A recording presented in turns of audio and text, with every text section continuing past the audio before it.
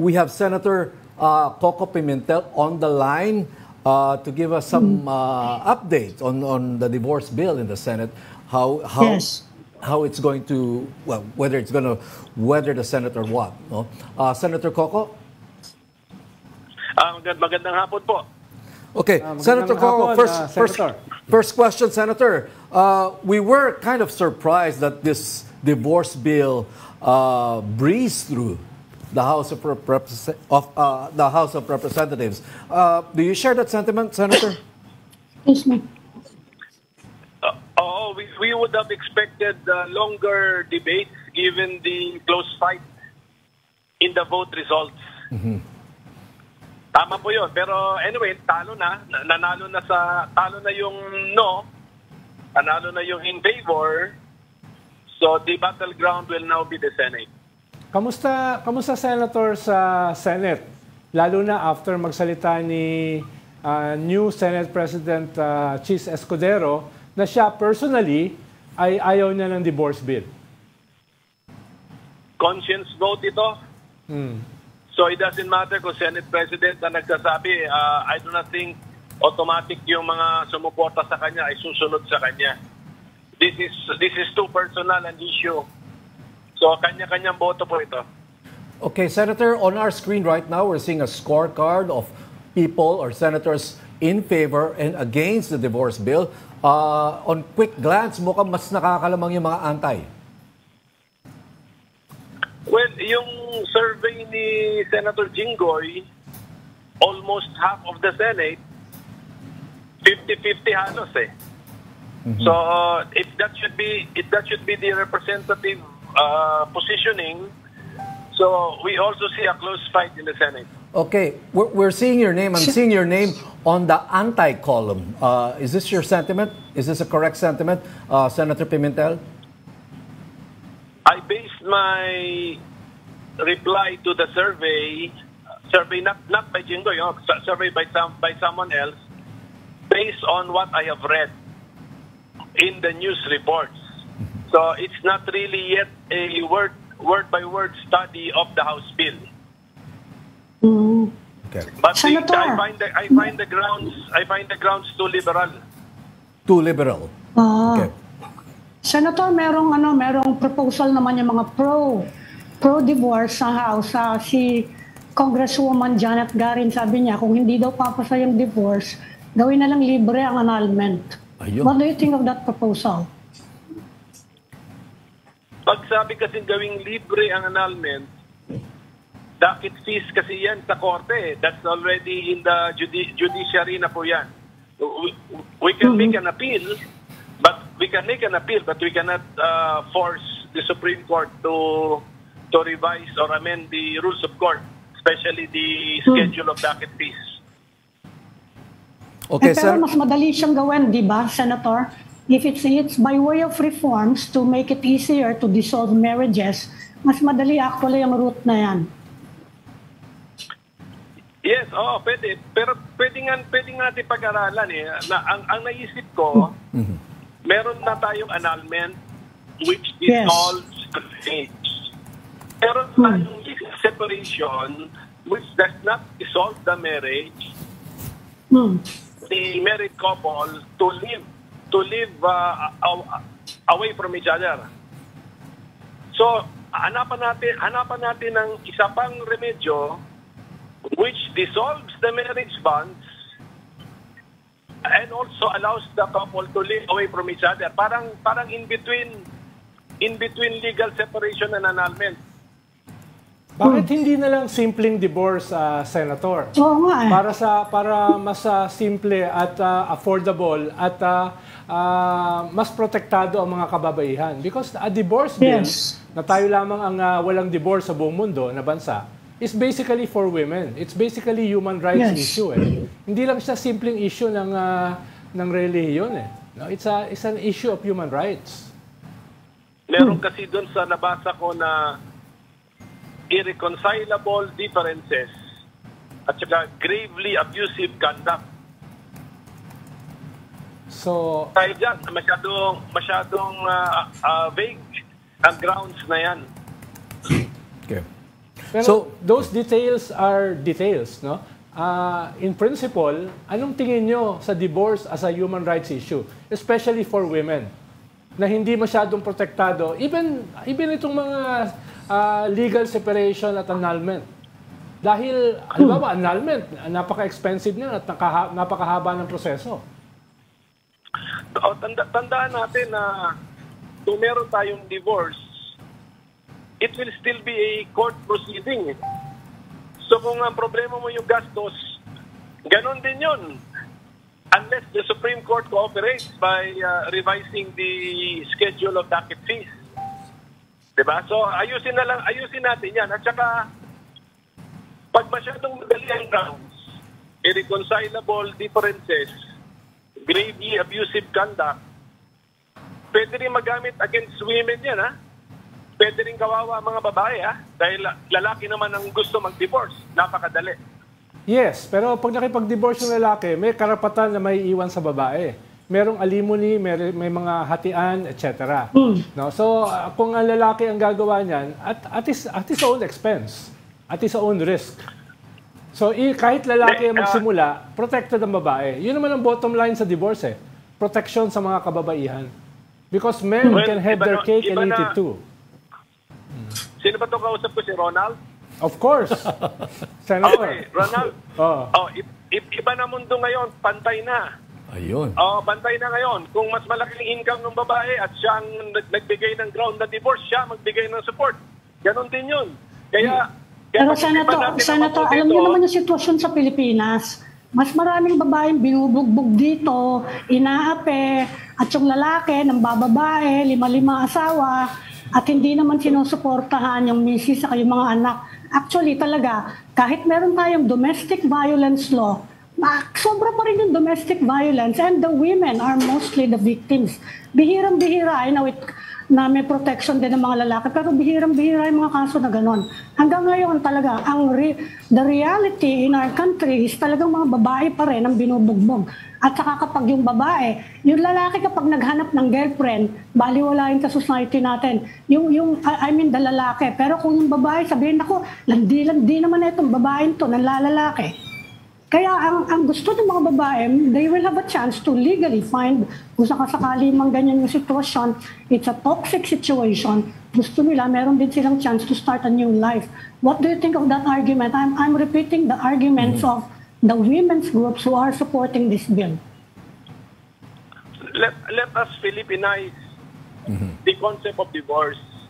Huwag yung hiram tayo sa Amerika kasi parang lumalabas na pati no-fault divorce pwede na kasi ipapadaan nila dun sa irreconcilable differences. Yung mga gravely abusive conduct. So ayusin natin yung words natin. Let us look at the Philippine experience. Ano ba yung gusto nating i-address? And then let's capture those instances in very particular and specific words. Gawin nating tight ang wording, hindi loose ang wording. Okay? Kasi pag magiging loose ang wording, maniwala ka, Pilipinas din ito. Maabuso po yung batas na yan.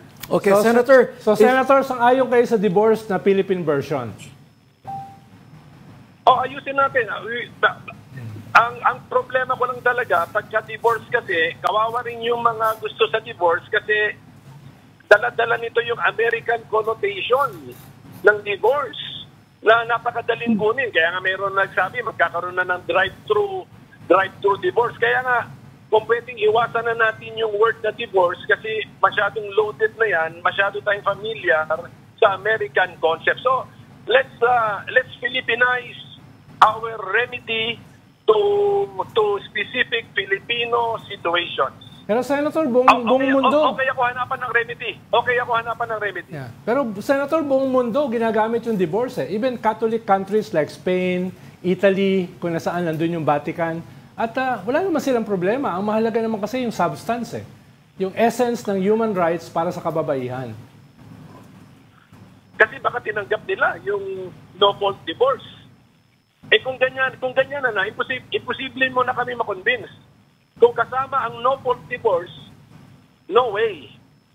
No way. Kasi kailangan mabigat naman yung dahilan. Okay. Okay. You mentioned Senator, a while ago, Senator. Pwede ba mag-iba ng topic ng konti? Sige. Okay. Kukumustahin ko lang yung minority kasi nagkaroon kayo ng solid 7 ngayon and coming on the heels of the reorganization, kumusta ba yung minority? Matutuloy ba yung mag-expand ba yung minority? Sa ngayon, dalawa pa lang kami. Kami ni Senator Risa. Tapos, of course, kung merong gustong makiusap, open naman tayo. Wala namang tao na merong monopoly sa salitang or bansag na minority.